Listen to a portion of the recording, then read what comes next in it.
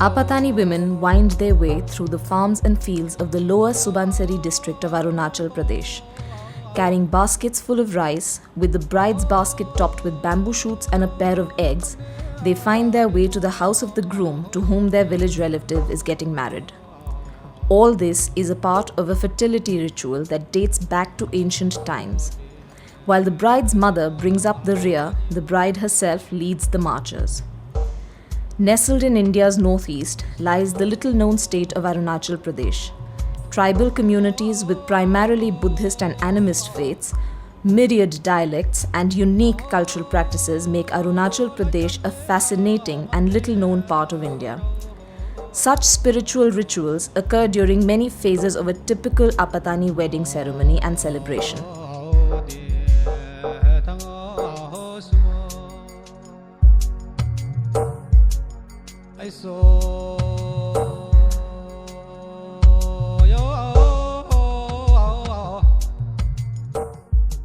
On reaching the groom's house, the rice is offloaded into the family granary at the edge of the village by the groom's relatives. The rice has not been dehusked and remains farm fresh.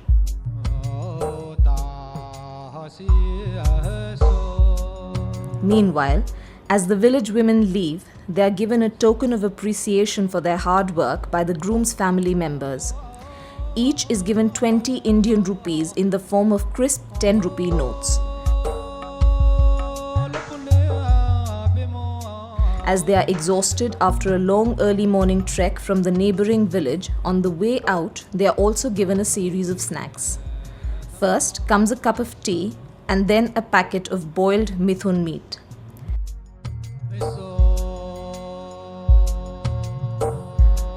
The mithun is a variety of Arunachali cow. Next comes a strip of seasoned, dried pork, often many years old, as this is the tradition in the village of Ziro, followed by a boiled egg in the shell.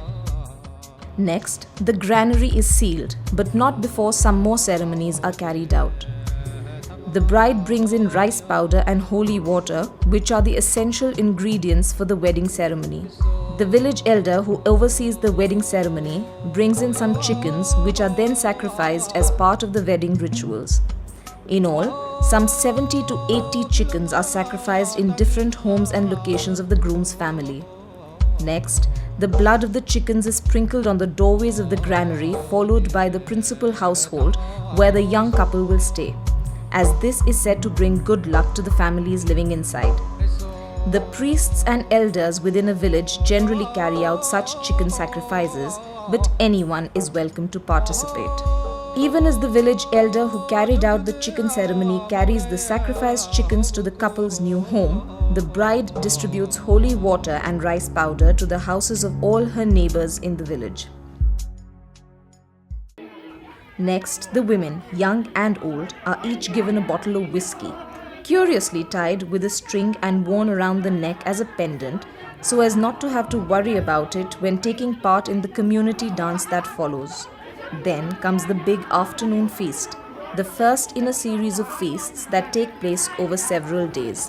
The rice bowl of central Arunachal around the village of Ziro is home to these Apatanis, the main Tanii tribe. These tribes practice an animist religion called Danyi-Piilo, believing in the sun and the moon.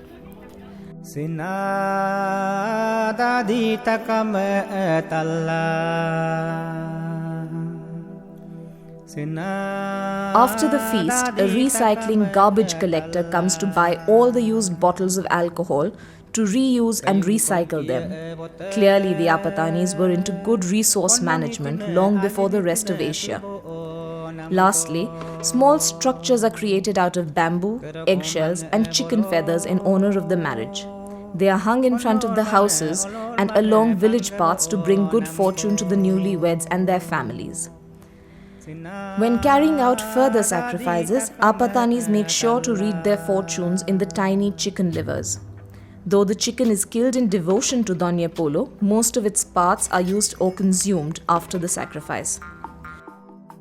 The ritual sacrifice of a pig also occurs to celebrate a marriage. It is cooked over a fire a day in advance of the final day of the multi-day feast. Chunks of the pig's meat are first laid out to dry and then cut and roasted directly over the open fire, while parts are boiled. Pork forms an integral part of the Apatani diet, and the older the pork, the better, as many families preserve vintage pork not only for future consumption but also as a sort of currency for gifting at important festivals such as MYOKO, which takes place in spring. Pork is thus obviously the central part of any feast and is eaten accompanied by bamboo and boiled rice. No spices or oil are used in the cooking apart from salt and the natural fat of the pork.